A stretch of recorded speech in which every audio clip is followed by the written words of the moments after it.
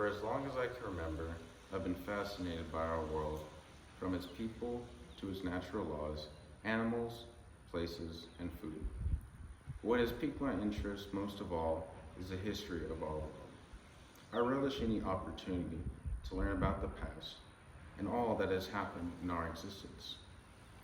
It may seem pointless to some to spend hours reading and watching important moments from history, but I've always seen them as opportunities to learn from past generations so that we may never repeat their mistakes. I've always been lucky enough throughout my life to have the opportunity to travel and see the world as it is. I was first given this chance just a few weeks after I was born. My dad had a fantastic idea to take the whole family to India for a couple of weeks. My mom, who had just come from America, from Tajikistan, with the suitcase in one hand and my sister in the other, she could only look at my dad with confusion because she couldn't curse him out in English. To her, it made no sense why they had worked so hard to get to America, only to head right back out. Ultimately, she agreed, and we set sail for the jewel in the crown. India is like no other place on earth. It's a country that can show you beauty and tragedy at the same time. In my opinion, it's one of the best places in the world to learn about life. I'd return to India many times again and learn about the real world and its problems that elude us every day. It was here that I learned about the struggle for life in the world, that not everybody was living a happy life like me, that for some, the next day would be their last. I remember people as thin as bones, stuck in a fetal position due to starvation. India showed me the harshest realities of our world and would prepare me for the biggest one yet, the struggle to coexist. When I visited India for the third time, I was around the age of 8, living in the Himachal Pradesh province south of Kashmir. It'd be the first time I would see a glimpse of what religious war was like, to see how far one can go for his or her beliefs. Once, I was at a market with my dad, and he pointed out a column of Indian troops, tanks, and armored personnel carriers heading for Kashmir. I couldn't help but say how cool they looked, with all their gear, weapons, and vehicles. But as soon as I said, "That's my dad," he hunched down and said, "Yes, they look pretty cool, son. But what you don't see is the horror that they will go through soon." I spent the next week learning about the conflict that was happening close by, and the many wars fought between India and Pakistan. I wondered how and why people could go to these lengths to brutalize one another. In the following weeks, I would watch reports of attacks in the region. One story was about a Taliban fighter that bombed a gas station, killing 20 men, women, and children.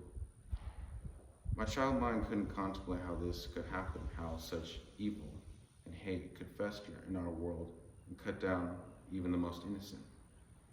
It was hard to see how a war between religions could victimize so many people. When I came back to the States after being in India for nearly 2.5 months, I pursued my interest in the world by spending the next couple of years learning about wars, countries, and peoples. I became obsessed with knowing why we humans do the things we do, and how far we can go when it comes to fear. I would finally get the opportunity to see the remnants of such horrors in the fall of 2014. When I visited Poland during my trip, I visited a couple of camps and museums and saw where the Blitzkrieg had started. It was here where I saw the evidence of the Holocaust and Hitler's final solution. But what would shock me to the core were the camps of Majdanek and Treblinka.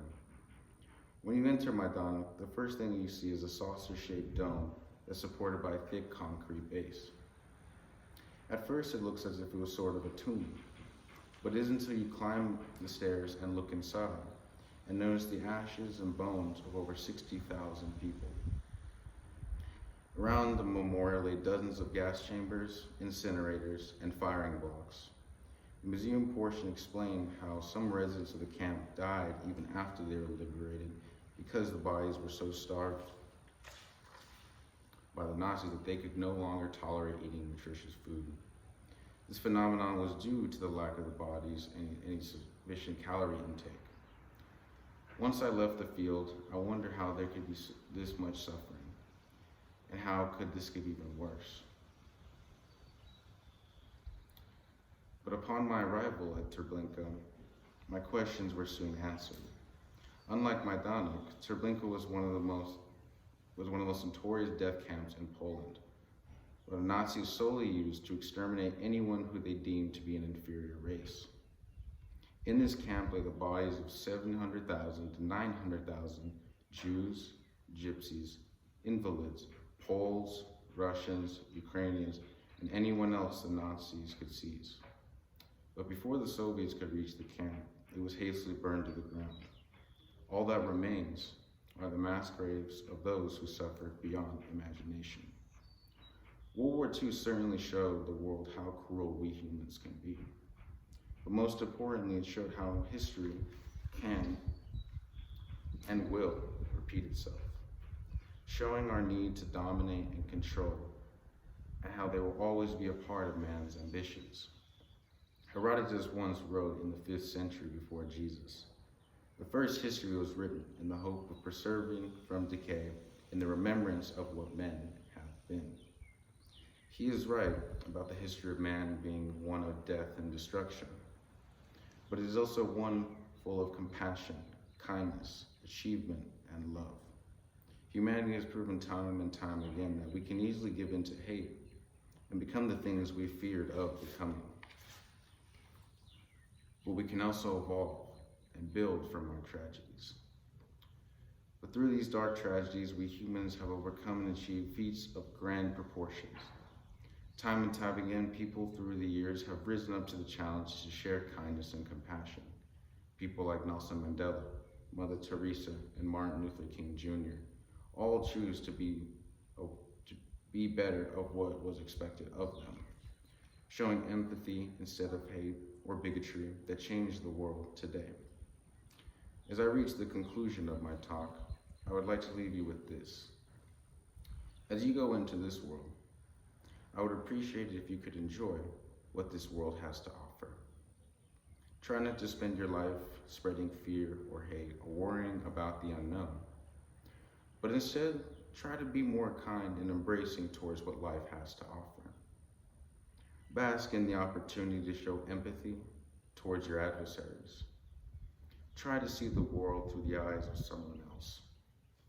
This way allows us to share genuine compassion and humility that gives us the first step towards a collective good in this world.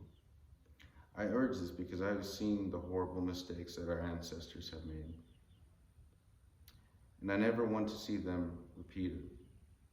Unless humanity can learn from the past and realize the foolishness of our arrogance, we will continue to go down this path of destruction. Unless we can learn to accept one another, I hope to see the day we can coexist on this planet. But that day is a long way off, and there is much work to be done.